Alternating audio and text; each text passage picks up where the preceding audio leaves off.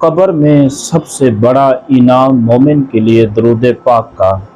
حضرت شیخ شبلی رحمۃ اللہ علیہ بیان فرماتے ہیں کہ ایک دفعہ میرا ایک ہمسایہ فوت ہو گیا تو میں نے اسے خواب میں دیکھا، پوچھا تیرے ساتھ اللہ نے کیسا معاملہ کیا؟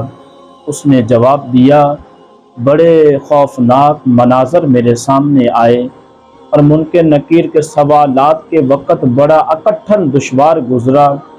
اچانک مجھ سے کہا گیا کہ تیری زبان بدکار، بد اخلاق اور بدکار رہی، اس لیے تجھ پہ یہ مصیبت آئی ہے۔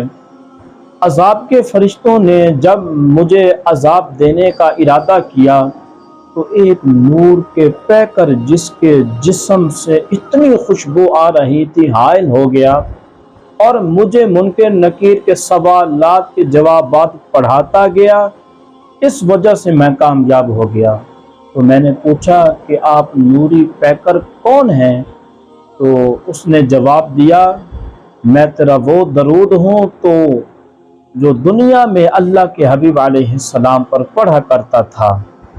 اب تو فکر نہ کر، میں قبر، حشر، پل صراط نیز ہر مشکل مقام میں تیرے ساتھ رہوں گا اور تیری مدد کروں گا۔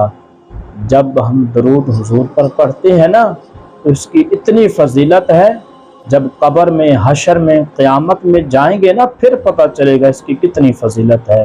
اس لیے کثرت کیا کرے درود پاک۔